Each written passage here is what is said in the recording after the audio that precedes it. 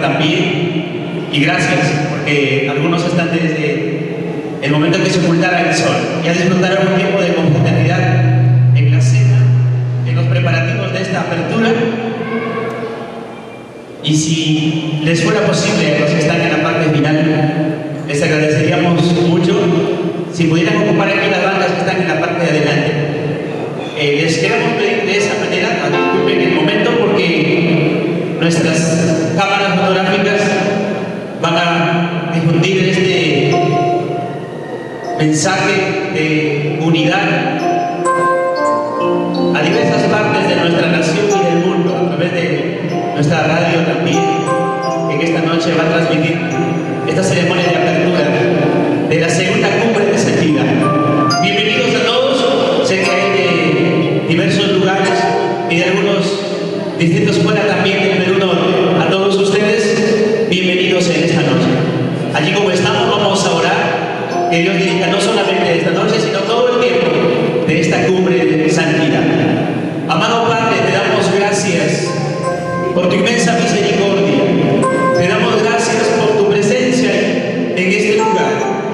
Te damos gracias por haber cuidado, haber protegido, haber guiado a cada ponente, a cada predicador, a cada hermano, a cada líder, a cada pastor y pastora que se encaminó con su equipo de liderazgo también a esta segunda cumbre de santidad. Espíritu Santo, prepara nuestros corazones, recibe nuestra adoración. Pon en la mente, el corazón y en la boca de cada uno de tus siervos que transmitirá las conferencias, el mensaje, esa palabra viva que tú sabes transmitirnos en cada instante. Deseamos tu bendición en toda esta noche de apertura y en toda esta cumbre de santidad. Daremos lo mejor de nuestra parte, que la gloria sea para ti. Inauguramos este tiempo en el nombre de Jesús. Amén. Brindamos un fuerte aplauso de gratitud a Jesús por su presencia en este lugar. Vamos a adorarlo, vamos a aprender de Él. Y Él es el mejor amigo que tenemos. Esta cumbre se comienza cantando uno de los himnos muy clásicos dentro de la iglesia del Nazareno. Ayer un buen amigo. Amén. Vamos a tener las palabras de apertura de este evento. Y en esta noche vamos a recibirlo a nuestro superintendente de distrito, el reverendo Ricardo Rodríguez, con fuertes aplausos en el mensaje de apertura de nuestra segunda cumbre de santidad. Muy buenas noches con cada uno de ustedes. La gloria al Señor en esta noche. Como decía, esta frase que se le atribuye por allá por el año 1576 a Fray Luis de León, como decíamos ayer, porque él asumía nuevamente la cátedra en la Universidad de Salamanca, en España, después de pasar 5 años en la cárcel. 5 años que según para él pasaron muy rápido, como diríamos nosotros, en un cerrar y abrir de ojos. Y el tiempo ha pasado muy rápido, 2 años. Y creo que en muchos de nosotros resuenan aún en nuestros oídos las enseñanzas aprendidas en la primera cumbre de santidad, historia e identidad de la Iglesia del Nazareno. Hoy nos volvemos a reunir como comunidad de fe en esta segunda cumbre de santidad 2019. Somos un pueblo cristiano, santo y misional. Amados hermanos, las cumbres son tiempos de reflexión, son tiempos de participación y son tiempos también para el desarrollo de nuestro liderazgo local, zonal y distrital. Estas cumbres giran alrededor de un eje principal que son las enseñanzas que están en las Sagradas Escrituras, pero también del pensamiento teológico y de aquel legado que nos dejara Juan Wesley y otros que forjaron y esparcieron el movimiento de santidad en todo el mundo. Iglesia del Señor, bienvenidos a esta segunda cumbre de santidad 2019. Espero que disfruten al máximo cada enseñanza que nos traerán los expositores invitados para esta ocasión. Que nuestro amado Dios nos bendiga, su Espíritu Santo nos consuele y que nuestro Señor Jesucristo sea para cada uno de nosotros el modelo de vida de santidad. Con estas palabras, en nombre de la Junta Consultora y en nombre de la Junta de Estudios Ministeriales, quienes me acompañan en la realización de esta actividad, doy por aperturado esta segunda Cumbre de Santidad 2019. Somos un pueblo cristiano, somos un pueblo santo y somos un pueblo misional. Que Dios les bendiga, hermanos, y mi abrazo con cada uno de ustedes. Muchas gracias. Dios le bendiga en esta preciosa noche en Chiclayo. Venció. Y porque Él venció, nosotros venceremos. Jesús no venció para Él mismo, Él venció para nosotros. Y alabamos y glorificamos el nombre de nuestro Señor Jesucristo. Venció en la cruz y al tercer día resucitó. Y vive hoy a través de su iglesia. Amén. Es un gozo para mí en estos días poder estar juntamente con ustedes. Le agradezco la invitación del pastor Ricardo, de los líderes. Siempre recordamos con mucho cariño este distrito y Perú. Ustedes me han permitido regresar a Sudamérica después de 14 años que no había visitado ningún país en esta preciosa región, que fue donde nosotros comenzamos nuestro ministerio misionero para la honra y gloria de Dios. Y en varias ocasiones, ¿verdad?, pude venir a Perú, a Chiclayo también, y siempre fue de mucha bendición e inspiración para mi vida, para nuestras vidas. Alabamos y glorificamos a Dios porque somos parte de una iglesia que está dispersa alrededor del mundo y permite que personas como nosotros podamos desarrollar no solamente nuestro ministerio pastoral, no solamente nuestro ministerio como laicos o hermanos dentro de la iglesia, sino más allá, ¿verdad? Y ustedes también. Les felicito por esta cumbre y también les felicito por los misioneros de aquí de Perú que están sirviendo en otros lugares. He tenido el privilegio y la bendición de poder estar en contacto, trabajar junto con el doctor Wilfredo Canales, también con la doctora Ruti Córdoba, que es de aquí, y también Jorge Julca, y otros, ¿verdad? Y sería injusto, ¿verdad? Porque a veces uno no se recuerda todos los nombres, pero es una bendición. Y gracias por el privilegio y bendición de estar con ustedes para conversar juntos y revisar algunas cosas que quizás ya conocemos y otras que quizás nos pueden ayudar hacia el futuro como iglesia. Así que le damos gracias a Dios por eso. Pude trabajar 15 años aquí en la región de Sudamérica en la educación teológica.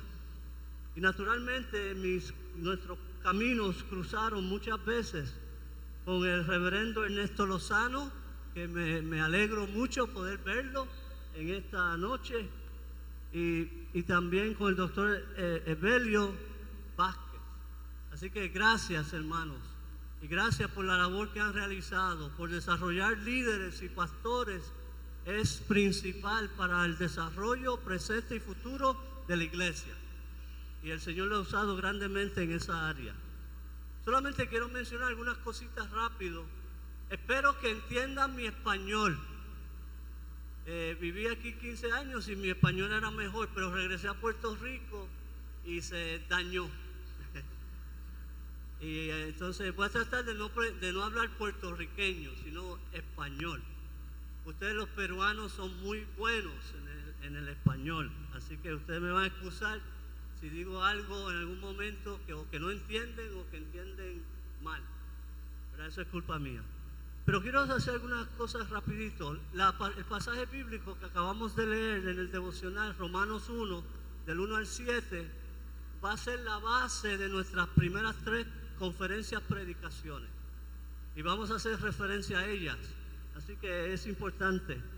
Ahí aparecen, interesantemente, vamos a notar los 3 principios que vamos a subrayar, los 3 valores medulares de la Iglesia del Nazareno. Antes de la Iglesia del Nazareno allí estaba. Además, quiero además de contestar las preguntas, porque los temas están en forma de pregunta, ¿verdad? ¿Por qué somos un pueblo cristiano? ¿Por qué somos un pueblo santo? ¿Por qué somos un pueblo misional? Esos son los temas que se me asignaron. Pero además de compartir la respuesta de alguna manera a esas preguntas, quisiera en las presentaciones añadir implicaciones, ya que somos un pueblo cristiano, ya que somos un pueblo de santidad, ya que somos un pueblo misional. ¿Qué implicaciones tiene eso para nosotros como iglesia hoy? ¿Qué cosas tenemos que enfocar mejor? Así que eso lo van a ver, y naturalmente vamos a tratar de ilustrar lo que vamos a compartir con nuestra herencia wesleyana. Yo quiero hacer un paréntesis. Nosotros somos wesleyanos y eso es importante que lo entendamos y que lo podamos incorporar en la vida y la misión de la iglesia. Pero Juan Wesley fue un hombre inspirado por Dios, usado por Dios. Nosotros tenemos mucho que aprender del movimiento que Dios permitió, el avivamiento que Dios permitió que él comenzara. Pero nuestra autoridad es Cristo y la palabra. Pero vamos a aprender también cómo Dios usó a él a través de la palabra y el ministerio que él realizó. Que es de donde nosotros surgimos como movimiento de santidad y como iglesia del Nazareno alrededor del mundo. Así que es importante. Pero porque usted oiga mucho el nombre de Wesley no significa que la iglesia del Nazareno adora a Wesley, sino que lo recuerda y aprende de él como un gran hombre de Dios y nuestro abuelo en el sentido histórico y teológico. Así que eso es bien importante. Y quizás en otros momentos vamos a también dar oportunidad para algunas preguntas. Esta noche, ya que es el culto de apertura, no creo que vamos a tener tiempo para eso. Y queremos conversar, queremos permitir que Dios nos hable a cada uno de nosotros. Como la pregunta comienza, ¿por qué somos un pueblo? Y después vienen las tres formas de terminar esa pregunta. Primero tenemos que afirmar que somos un pueblo. Como nazarenos somos llamados a ser un pueblo. No somos meramente una colección de individuos. No somos un pueblo disperso alrededor del mundo, en países, iglesias, membresías. Aunque gozamos de una gran variedad de culturas y expresiones de fe desde nuestros diferentes contextos, una diversidad que nos complementa, que nos enriquece. Hay varias características que nos unen como un pueblo. Ustedes se sorprenderían si va a India, a la iglesia del Nazareno, si va a otras partes del mundo, fuera de Latinoamérica. Hay muchas cosas que son distintas, pero no deja de ser la iglesia del Nazareno porque somos un pueblo. Es interesante destacar que todas las figuras que encontramos en el Nuevo Testamento referentes a la iglesia son figuras corporativas, de grupo. No encontramos la iglesia cuando hablamos en el Nuevo Testamento, no se habla de la iglesia como individuos, como personas desconectadas del cuerpo, sino que todas las formas de expresión, las imágenes y metáforas de la iglesia son corporativas. En otras palabras, se refieren a un pueblo, que es lo que también nosotros somos como nazarenos. Pedro en su segunda epístola, en los versículos 9 a 10, dice algo que hemos escuchado antes: mas vosotros sois linaje escogido, real sacerdocio, nación santa, pueblo adquirido por Dios, para que anunciéis las virtudes de aquel que nos llamó de las tinieblas a su luz admirable. Vosotros en el pasado, en otro tiempo, no erais pueblo, pero ahora sois pueblo de Dios, que en otro tiempo no habéis alcanzado misericordia, pero ahora en Cristo habéis alcanzado misericordia. Somos un pueblo. Amén. Yo temo que por el sobreénfasis en lo individual en la iglesia, en una fe personal y privada, en la vivencia, hemos perdido este sentido de cuerpo, de comunidad, de ministrar juntos, unidos, de rendirnos cuentas unos a otros. Y necesitamos, para poder ser un pueblo, también tener la noción y la función de funcionar como cuerpo completo, unido, no solamente individualmente. Como nazarenos, hemos sido llamados a ser un pueblo con identidad y misión. Yo he participado en muchas actividades y reuniones interdenominacionales con hermanos de otras iglesias, y a mí me da algo cuando entro en ese ambiente y pareciera que para uno poder fomentar la unidad entre las denominaciones y las otras iglesias, nos tenemos que olvidar de quién somos. Y decimos: no, soy nazareno, soy cristiano nada más. Cosa que no es cierto, porque todos nosotros pertenecemos a alguna familia cristiana. El movimiento evangélico protestante, en parte de su genio, es la diversidad, pero no es una diversidad que nos debe dividir, sino que nos debe unir para complementarnos. Entonces, pero somos un pueblo, tenemos identidad. Uno de los temas más claves e importantes que nuestra iglesia ha tomado, y que es importante, que bueno que sí, es la identidad nazarena. ¿Quiénes somos?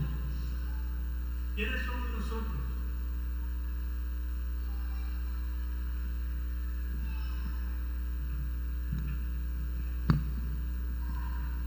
Bueno, somos un pueblo que estamos tratando de aprender a usar la tecnología.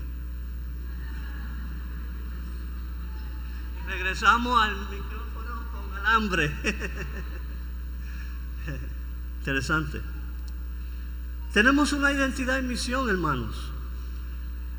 La doctora Ruthie Córdoba nos recuerda que la identidad es un conjunto de características que hacen que alguien o algo, un grupo, sea reconocido sin posibilidad de confusión con otro.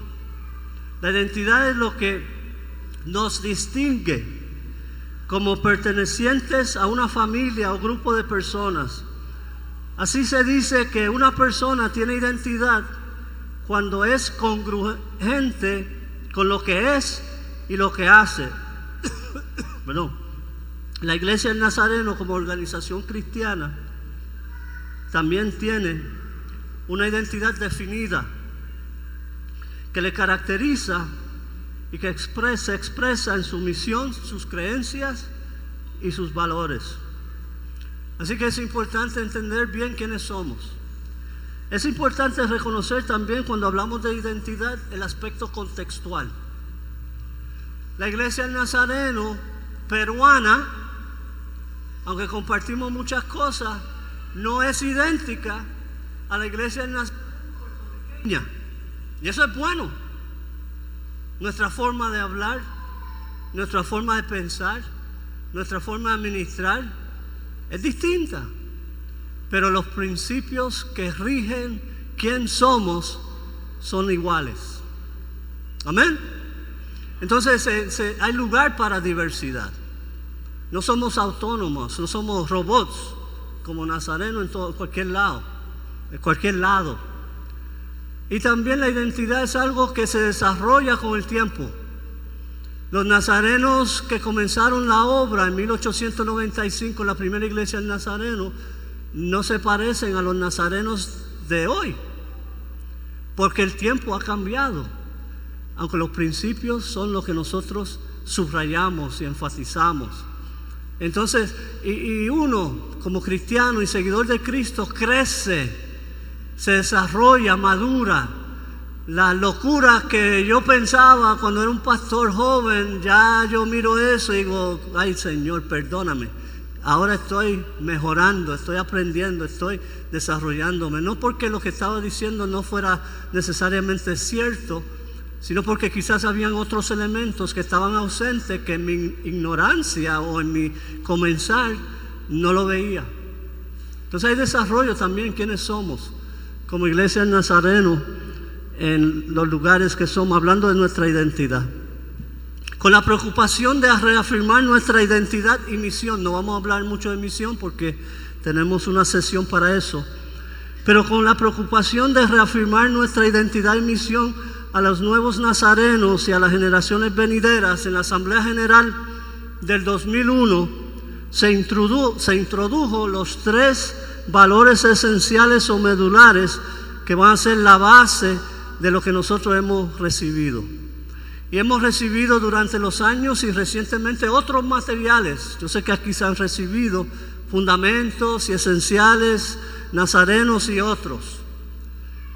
Queremos reafirmar que somos un pueblo. Amén. Mirando a Romanos capítulo 1, que ya se leyó, es interesante observar que los versículos 2 al 6 concluyen. Si usted quiere buscar en su Biblia, lo puede hacer en su iPad o donde tenga su Biblia. Concluye con la frase, llamados a ser, versículo 6, llamados a ser de Jesucristo. En esta frase está encerrada lo que realmente significa ser un pueblo cristiano, lo que es nuestra vocación cristiana. Hemos sido llamados a ser de Jesucristo. Eso significa ser cristianos. Y cuando hablamos de ser de Jesucristo, estamos hablando de pertenecer a Él. Es interesante que nosotros comúnmente hablamos de que tenemos a Cristo, pero en realidad lo más importante es que Cristo nos tenga a nosotros. Porque a veces decimos que tenemos a Cristo, entonces manejamos a Cristo, guiamos a Cristo, hacemos a Cristo a nuestra imagen y nuestra semejanza, pero en realidad lo que necesitamos es que Él tenga control absoluto de nuestras vidas. Y en ese sentido pertenecemos a Él, somos su propiedad exclusiva para sus propósitos santos. Le pertenecemos para que Él haga con nosotros lo que Él quiera. Y nos rendimos totalmente a Él para que Él haga realidad en nosotros su voluntad. No lo que yo quiera, no lo que a mí me guste, sino lo que tú, oh Señor, quiera para mi vida. Aunque en el momento no me parezca lo mejor o lo que me guste, pero es lo que tú quieres para mí, porque yo te pertenezco. Como cristianos somos propiedad solo, exclusiva de Él. Y a veces en nuestro quehacer cristiano, en nuestro quehacer de la iglesia, nos olvidamos de eso. Algo tan importante, pero este pasaje lo subraya. Los versículos que preceden al versículo 6 describen a ese Jesús, a ese Jesucristo a quien pertenecemos. Nos dice que Él había prometido antes por sus profetas en las santas escrituras el Cristo a quien nosotros pertenecemos está revelado en las Escrituras, en la palabra de Dios. También ese Cristo a quien pertenecemos nos habla acerca de su Hijo, nuestro Señor Jesucristo, que era del linaje de David según la carne. Fue encarnado, se hizo como nosotros. Eso es lo que debemos celebrar en la Navidad, no que Cristo nació, sino que se encarnó y se hizo como uno de nosotros para que nosotros pudiéramos ser como Él. En la carne asumió nuestra humanidad. Ese Jesucristo a quien nosotros pertenecemos es Hijo de Dios y nos habla de su resurrección, que está vivo, que fue declarado Hijo de Dios con poder según el Espíritu de santidad por la resurrección de entre los muertos. El Cristo a quien pertenecemos, porque somos cristianos, un pueblo cristiano, está vivo, resucitó, venció la muerte, el pecado, la carne, con poder, a través del Espíritu de santidad. El Cristo a quien nosotros pertenecemos también nos dice: es la fuente de la gracia, del amor inmerecido, por quien recibimos la gracia a través de Jesucristo, la salvación, la vida espiritual, el servicio en la iglesia. Es un regalo que Dios nos da, no porque nosotros lo hemos ganado, ni aún porque nosotros lo hemos pedido, sino porque Él se plació en su amor darnos eso como beneficio de su cruz y resurrección para nosotros. Somos cristianos. ¿Por qué somos un pueblo cristiano? Aunque ya empezamos a responder. He sido nazareno toda mi vida. Algunos dicen amén, otros no lo ven como algo bueno, pero está bien. He sido nazareno toda mi vida en diferentes lugares. En Puerto Rico, entre los hispanos del este de los Estados Unidos, en Nueva York, y aún en algunos momentos en la iglesia anglo en los Estados Unidos, en Paraguay, en Argentina, en Chile, Guatemala, México y de vuelta a Puerto Rico. Mis abuelos y padres fueron nazarenos. He vivido la experiencia en ocasiones en que en algunos lugares que ser nazareno era más importante y como que echaba una sombra sobre lo que es ser cristiano. Yo le llamo a eso un nazarenismo extremo. Además, como iglesia, por lo menos en el pasado, no sé si sigue sucediendo aquí, hemos tendido a aislarnos del resto del movimiento cristiano evangélico. Y creo que este intercambio con otros hermanos solo es fructífero si entendemos y asumimos nuestra identidad como nazarenos y estamos abiertos a aprender de otros hermanos. Como que ser nazareno es superior a ser cristiano. Y aunque nosotros amamos la iglesia del Nazareno, nosotros estamos comprometidos con la misión y la obra de la iglesia del Nazareno, ser nazareno no es lo primero. Por eso la iglesia afirma en su valor, número 1, que somos una iglesia, no dicen somos una iglesia nazarena, somos una iglesia cristiana. En primer lugar, sin dejar de ser nazarenos. Así que tenemos que afirmar que como buenos nazarenos somos primero y sobre todo cristianos. Amén. Porque uno puede ser nazareno y no cristiano.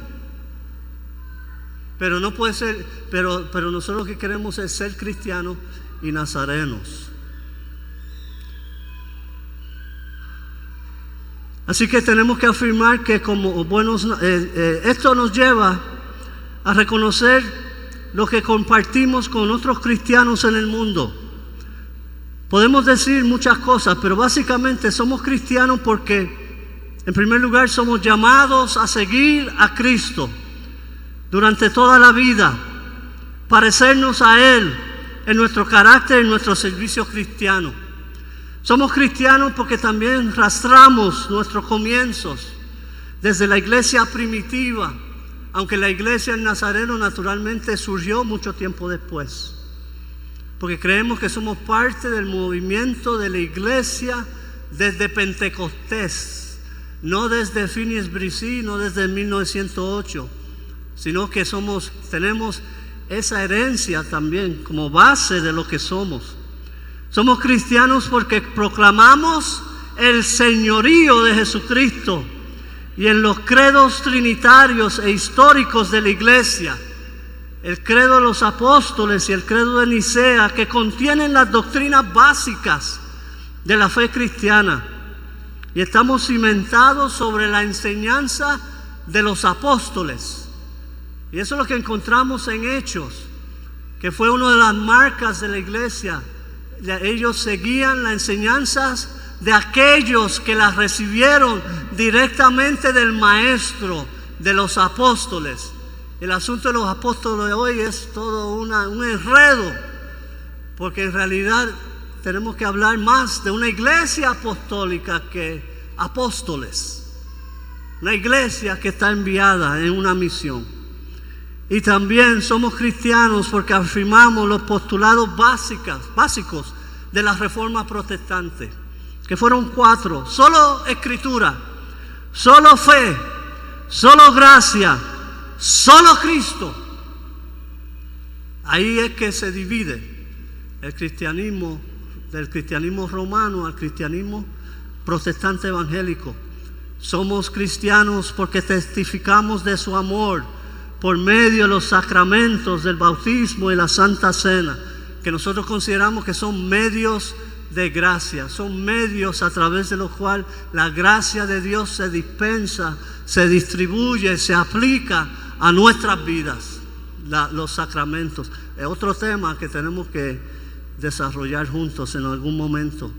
Somos cristianos porque buscamos alcanzar a otros por medio del Evangelio del Reino, para ser parte activa de la comunidad cristiana en misión. Nosotros no pensamos solamente en nosotros mismos. Nosotros no estamos contentos solamente con lo que somos. Nosotros siempre nos transferimos a otros que no le conocen, que queremos que conozcan a Cristo a través de nosotros y que sean parte de la iglesia. Eso de que las personas conozcan a Cristo y se queden en el aire y sigan a Cristo por el radio, por la televisión, por su cuenta, no es bíblico.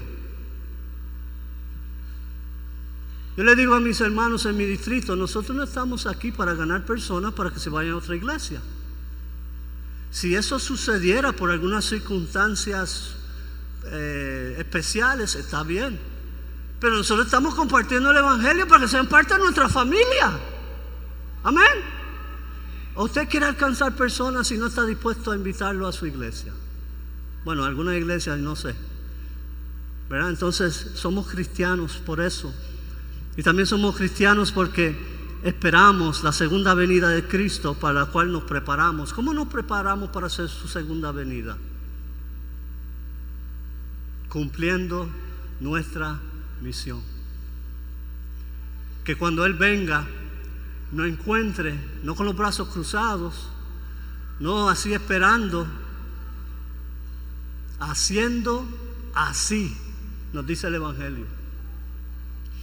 Por eso la iglesia del Nazareno es una iglesia cristiana. Pero quiero compartir, para ir redondeando, algunas implicaciones de que somos un pueblo cristiano. Si somos un pueblo cristiano, necesitamos, y puede sonar medio simplista lo que voy a decir, pero estamos viviendo en tiempos en que tenemos que reafirmar las cosas más básicas, porque es donde estamos fallando muchas veces. Necesitamos centrarnos en Cristo, hacer de Cristo no una doctrina, no una postura, nada más. Hacer de Cristo el Hijo encarnado el centro de nuestra vida, alrededor del cual todo lo demás gira. Cristo no es una cosa más de lo que nosotros tenemos. Cristo quiere ser el centro de nuestra vida. Y al Él ser el centro, afecta todo lo que está alrededor. Él es nuestro ejemplo y modelo, al cual aspiramos ser cada día más como Él en todo. Necesitamos permitir que seamos de Cristo en la medida que sea nuestro Mesías. Vivir la respuesta de Pedro a la pregunta de Jesús: ¿quién dicen ustedes que soy yo? Pedro se levantó y dijo algo que a lo mejor él no entendía muy bien, pero lo dijo: tú eres el Cristo, el Hijo del Dios viviente. Tú eres el Mesías, tú eres el ungido, tú eres el Salvador, el libertador que esperábamos. Cristo no es una figura más, Cristo es el todo de nuestra vida. Y sin Cristo no tenemos nada. Con Cristo tenemos todo. Centrarnos en Cristo. Para Juan Wesley, centrarnos en Jesús como nuestro Mesías era afirmar que la palabra de Cristo, y cito, en griego y Mesías en hebreo significa ungido, e implica el carácter profético, sacerdotal y real que había de reunirse en el Mesías. Termino cita. Entonces, sus seguidores necesitamos depender absolutamente y necesitamos depender constantemente de Cristo. Yo me he topado con cristianos que porque ya son salvos, porque ya son fieles en algunos aspectos de la vida de Cristo, de Dios y en la vida de salvación, pareciera que ya no necesitan más de Cristo, que ya compraron su boleto para el cielo y eso es suficiente. Y el resto de la vida cristiana, me imagino que ustedes han visto carros en el pasado, es cruise control, es seguir así navegando, esperando que me muera, esperando que Cristo regrese, pero no estoy viviendo en Cristo. Con sus seguidores dependemos absoluta y constantemente en Cristo. Él es nuestra necesidad. Eso nos lleva a nuestra relación con Él, al discipulado. Cuando no estamos centrados en Cristo, nos da lo mismo orar, nos da lo mismo leer la Biblia, estudiarla, nutrirnos. Pero cuando nosotros realmente nos centramos en Cristo, nuestra meta es conocerle mejor, es entrar en una relación más íntima con Él, es conocerle mejor para obedecerle, para hacer lo que Él quiere que hagamos, es permitir que Cristo siga obrando en las diferentes áreas de nuestra vida. Cristo, el centro de nuestras vidas. Wesley decía: el santo más santo necesita de la expiación de Cristo cada momento. Aunque tomemos la decisión de seguir a Cristo, eso no es que ya no lo necesitamos mucho más, de vez en cuando estamos en apuro. Es ahora entrar en esa búsqueda profunda de Él y permitir que Él siga moldeando nuestra vida y tengamos hambre y sed de Él, para orar, para leer las Escrituras, para ayunar, para usar las disciplinas espirituales, para servir a otros en el nombre de Cristo, porque Cristo se ha convertido en el eje central de nuestra forma de vivir. Hermano, eso es lo que se necesita en nuestro mundo.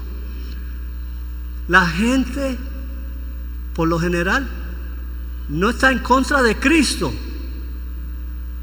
está en contra de los cristianos, porque no ven a Cristo muchas veces en nosotros. Así que centrarnos en Cristo es crucial si somos una iglesia cristiana. También necesitamos fomentarnos sobre las Escrituras. Otra cosa que puede sonar obvia, pero en realidad, hermanos, en nuestro medio hay mucho carencia de la palabra. Y a veces, centrándonos en la adoración, que no es nada malo, nos olvidamos de las Escrituras. Es más, lo que cantamos tenemos que analizarlo a través de las Escrituras. Y por eso nosotros corremos el peligro, al tomar prestado de muchos lugares, de cantar cosas que ni creemos ni que son verdad. Y tenemos que cuidarnos de eso. No solamente los músicos, nosotros los líderes. Yo creo que el pastor es responsable por la adoración en la iglesia, no el grupo de adoración. El grupo de adoración tiene su lugar. Y vamos a hablar un poquito más de eso cuando hablamos de nuestra misión. Y gloria a Dios, ¿verdad? Por todo. Pero yo como pastor tengo que a veces reunir mis músicos y decir, mira, eso hay que modificarlo. Esa canción no la podemos cantar porque no refleja lo que nosotros somos, ni lo que creemos, ni lo que creemos que es la vida cristiana. Y esa canción no habla nada de Cristo o de Dios.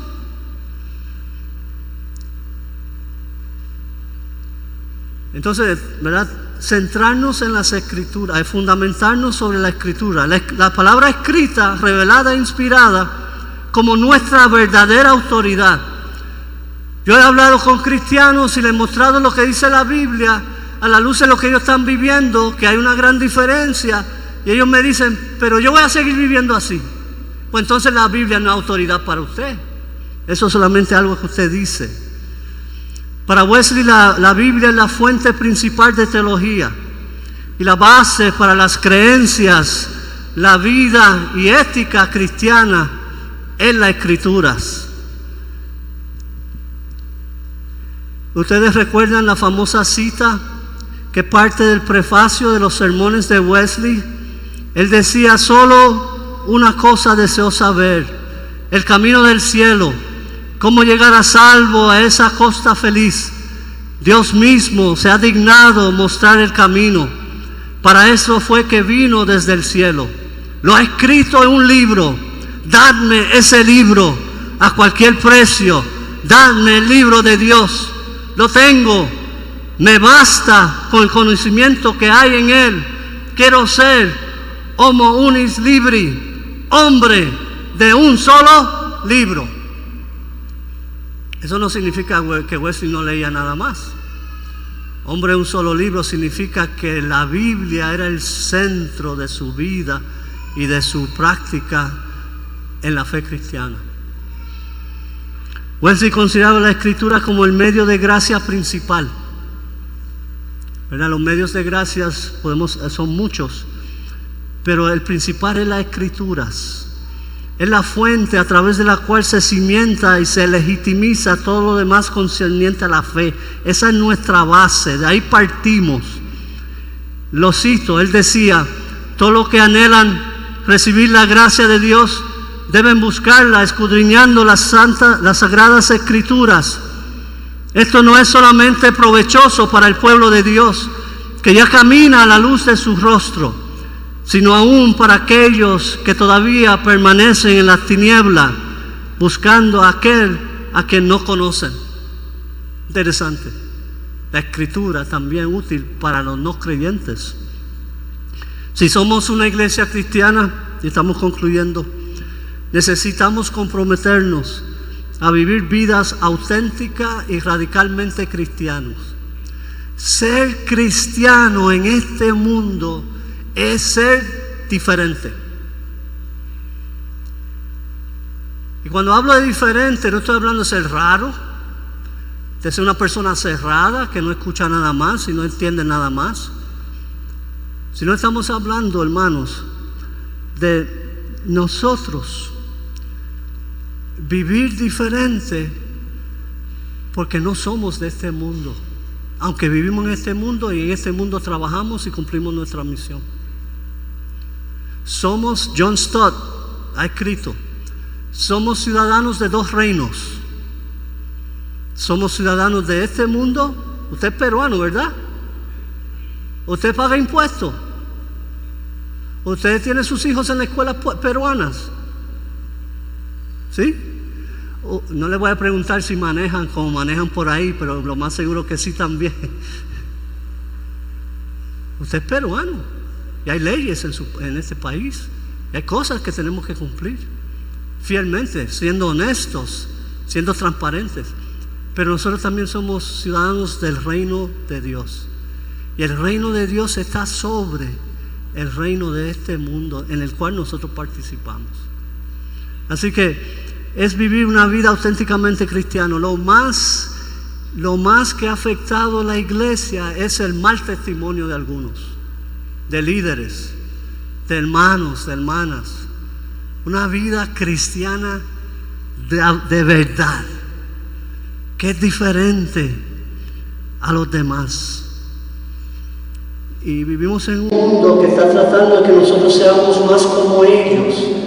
Y creemos que siendo así, se va a hacer más fácil para que ellos sean parte de nosotros. Pero ellos van a ser parte de nosotros, que ya no somos, muy diferentes a ellos. No hay mucha diferencia, solamente que van al templo en vez del bar. Solamente que cantan música con contenido bíblico en vez de cantar música de otra clase. Entonces tenemos que vivir vidas de verdad cristianas.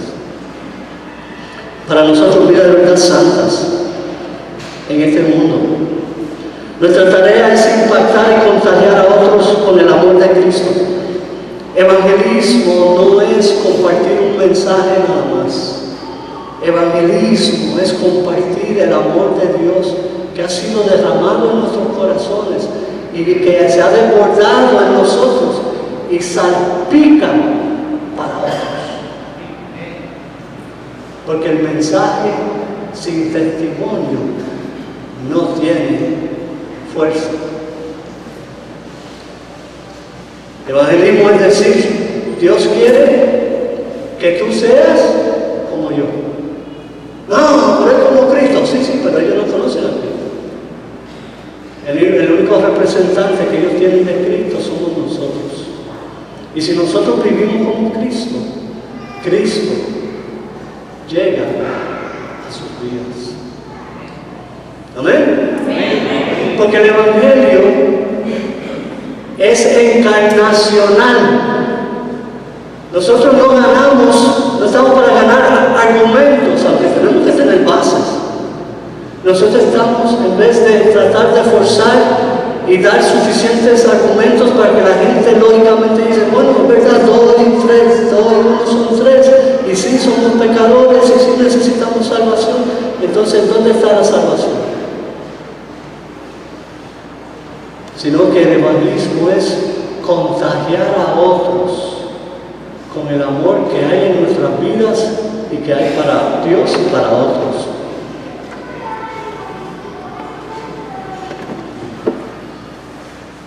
Es interesante en el sermón de Wesley, casi cristiano, algunos quizás lo recuerdan. Wesley describe a un creyente que pareciera nazareno consagrado. Y una persona que no hace mal, una persona que tiene buenas intenciones, una persona que busca el bien de los demás, cosas buenas. Me llama la atención eso. Sin embargo, él dice, pero esa persona es casi cristiana. No es cristiano, en realidad. Porque lo que representa a esa persona es religiosidad.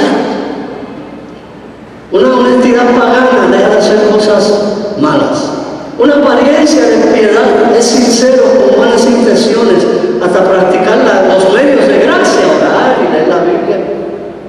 Tenemos que tener cuidado, hermanos. Nosotros los nazarenos también tenemos nuestra religiosidad. Prácticas institucionalizadas que deben ser cuestionadas a la luz de las Escrituras, honesta y fielmente interpretada. Nosotros constantemente tenemos que hacernos la pregunta, ¿lo que estamos haciendo tiene base bíblica, teológica o no? Lo que nosotros estamos haciendo nos está ayudando a cumplir nuestra misión, a avanzar el reino ahora hacia el futuro, aunque en el pasado quizás nos sirvió. Tenemos que ser honestos y tenemos que salir de nuestra religiosidad. Y no estoy hablando solamente para los hermanos que llevan mucho tiempo en la iglesia, los jóvenes también pueden caer en esta misma práctica. Vuelve y concluye este sermón, el Casi Cristiano, dando las cualidades del corazón que definen un verdadero cristiano. Él se pregunta, ¿qué otra cosa, además de todo esto, se requiere para ser completamente cristiano? Su respuesta es, en primer lugar, un verdadero cristiano ama a Dios. Tal amor de Dios hinche el corazón, se posesiona de todos los afectos, llena el alma a plenitud y emplea todas sus facultades hasta el máximo.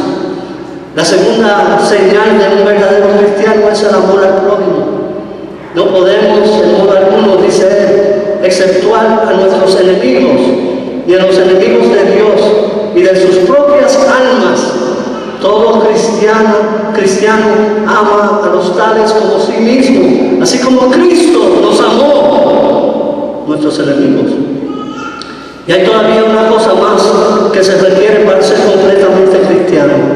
Se trata del fundamento de todo, la fe. No es casi ni completamente cristiano todo aquel que tenga esta fe que purifica el corazón y que obra por el amor. Y esas características corresponden a una vida de santidad. Porque para Wesley, ser cristiano y ser santo era lo mismo. No eran dos cosas separadas, no eran dos opciones de la vida cristiana, era lo mismo. Y eso es lo que nosotros creemos. Necesitamos, y con esto sí vamos a concluir, si somos cristianos, unirnos al resto del cuerpo de Cristo para complementarnos y trabajar juntos. Los hermanos y líderes de otras familias cristianas no son nuestros enemigos, aunque tenemos que sanar y traer reconciliación a nuestros conflictos pasados, porque no podemos cerrarnos si hemos tenido diferencias y conflictos, muchas veces abiertos y muchas veces lamentables. Y aquí nuevamente Wesley nos da una pauta útil. En su tratado sobre el carácter de un metodista, Wesley describe a un metodista que podría ser un wesleyano nazareno. Él dice, metodista es quien tiene el amor de Dios derramado en su corazón por el Espíritu Santo que le fue dado. Quien ama al Señor su Dios con todo su corazón y con toda su alma y con toda su mente y con todas sus fuerzas. Dios es el gozo de su corazón, el deseo de su alma, que clama constante, ¿a quién tengo yo en el cielo sino a ti? Y fuera de ti nada deseo en la tierra, mi Dios y mi todo. Tú eres la roca de mi corazón y mi porción para siempre.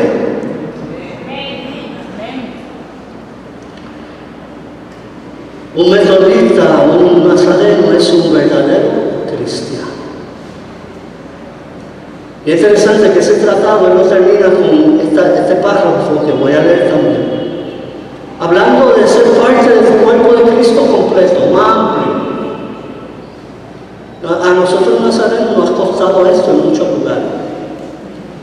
Y algunas cosas necesitamos corregir. A veces es que no tenemos una identidad propia, entonces somos absorbidos por otros movimientos y otras doctrinas, pero no sabemos de quién somos. Es un peligro. Y a veces creemos que las cosas son mejores en el otro lugar, Y cuando vamos allá, hemos compartido con líderes de otras denominaciones, hermanos, tienen los mismos desafíos, las mismas situaciones que nosotros los nazaremos. No son diferentes, porque la doctrina sea distinta. Wesley añadía al final de este tratado, pero nosotros, hablando de los metodistas, vamos a decir los nazarenos futuros, deseamos sinceramente que no se nos destaque de los cristianos verdaderos, sea cual fuera su denominación. También también de nadie que sinceramente persiga lo que no ha alcanzado todavía. Porque todo aquel que hace la voluntad de mi Padre que está en los cielos, ese es mi hermano, mi hermana, mi madre. Y yo os ruego, hermanos, por las misericordias de Dios, que no haya división entre nosotros. Y hace la pregunta, ¿es recto tu corazón, así como el mío es recto con el tuyo? No hago más preguntas. Si lo es, dame tu mano. No destruyamos la obra de Dios por opiniones o palabras. Amas tú a Dios y le sirves. Es suficiente. Te doy la mano derecha de la fraternidad. En otras palabras, si tu corazón es como el mío, somos hermanos y necesitamos amarnos y en medio de nuestras diferencias trabajar juntos para el reino. Por eso somos, en primer lugar, un pueblo cristiano. ¡Qué bendición! ¡Qué privilegio! ¡Qué oportunidad tenemos! Y desde nuestras raíces wesleyanas, es parte de nuestra herencia, nuestra sangre, nuestra vida. A veces hemos perdido algunas de estas cosas en el camino, necesitamos recuperarlas.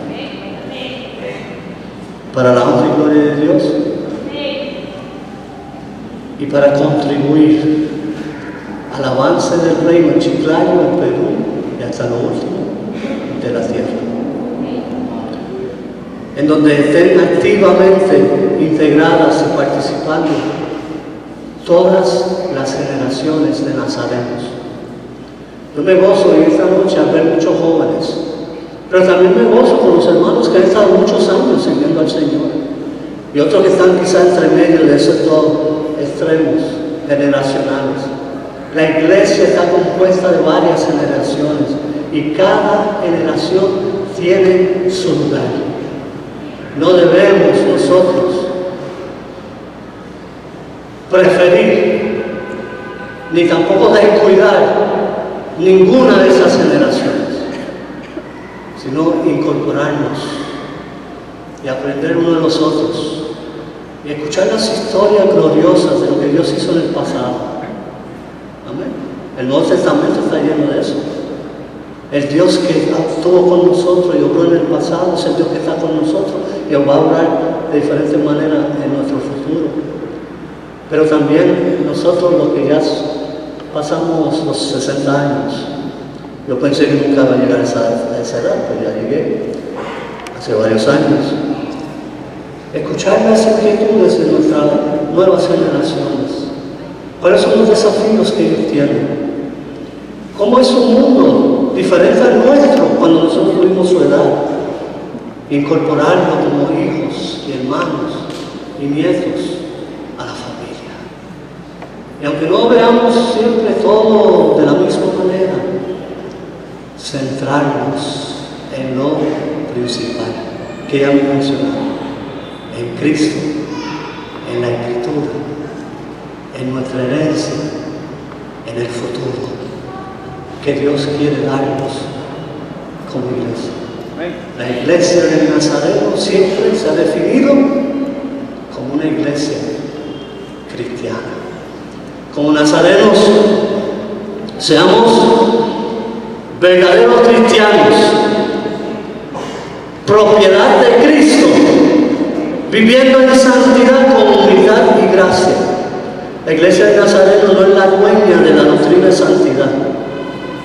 La iglesia del Nazareno es una expresión de esa doctrina que se necesita en el círculo evangélico cristiano, pero hay muchos hermanos no nazarenos de otras orientaciones que están despertando a la santidad bíblica, hermanos, y están también despertando a Wesley, el movimiento pentecostal en Puerto Rico. Hace pocos años atrás tuvo una conferencia para decirse uno a los otros que ellos también eran wesleyanios.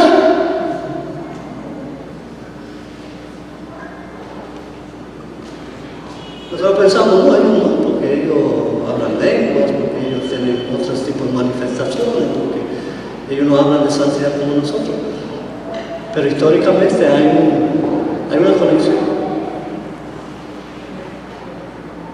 Pero nosotros que sí hemos recibido esa herencia, viviendo en santidad con humildad y gracia, reafirmando nuestra identidad y misión, centrándonos en Cristo y la Escritura, asumiendo nuestro lugar en el cuerpo de Cristo más amplio, así promoviendo la unidad dentro de la diversidad y contribuyendo con la herencia que Dios nos ha dado, y aprendamos de los hermanos y líderes de otras tradiciones y enfoques. Así podamos hacer un mejor impacto para el avance del reino de Dios en esta tierra. Concluyo con unas palabras muy familiares de Wesley. Lo mejor es que Dios está con nosotros.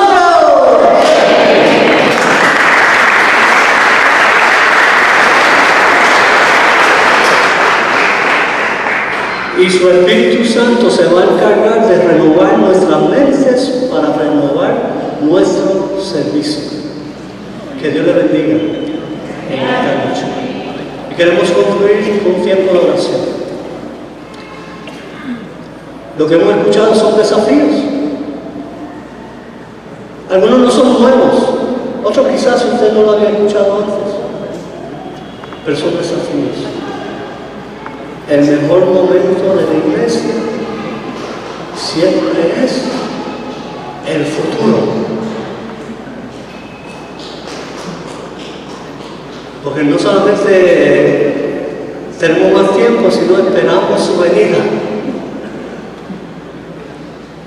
Y pese a lo que hemos sido en el pasado y lo que somos hoy, Dios nos regala un futuro glorioso para su honra y su gloria, mejorando lo que pudimos hacer o no hacer en el pasado y extendiéndonos hacia la meta del supremo llamamiento de Dios en Cristo Jesús. No es ir al cielo, es asegurarnos que cuando lleguemos al cielo no lleguemos solos, sino que muchas personas allí puedan decir: pastor, hermano, joven, yo estoy aquí porque tú me hablaste, porque vi tu vida, porque tú me impactaste, porque me mostraste el camino de santidad.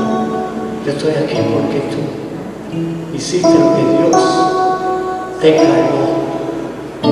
Yo veo la comunión del cielo no solamente con Cristo y no solamente gozarnos, es escuchar todos esos testimonios, persona tras persona. Y nosotros estamos allí, o llegaremos allí por la gracia de Dios, porque muchas personas invirtieron en nosotros. Ninguno de nosotros somos el producto de nosotros mismos solos. Muchos maestros de escuela dominical contribuyeron a mi vida, muchos pastores, muchos laicos, mi abuelita, que quizás hablé de ella el otro día, personas que impactaron nuestras vidas y nos inspiraron a seguir el mismo Cristo que yo seguía. Y quizás ya no están con nosotros, pero el impacto de su vida continúa con nosotros. Y yo quiero traspasar eso a la nueva generación de nazarenos y nazarenas del mundo y morir tranquilamente, porque la obra continuará. Así que yo quiero invitarle al altar. El Cristo, que es el centro de nuestra vida, está aquí en esta noche y quiere encontrarse con nosotros y quiere que abramos nuestros corazones. Podemos pedir perdón si tenemos que pedir perdón para algo. Nosotros también, los cristianos, necesitamos pedir perdón y también podemos abrir nuestro corazón y: Señor, lléname otra vez, lléname de tu espíritu, de ese fervor, de ese entusiasmo, de esa pasión que tenía un día pero la ha perdido por diferentes razones. Ayúdame, Señor, a ser parte de la iglesia que tú quieres usar hoy hacia el futuro.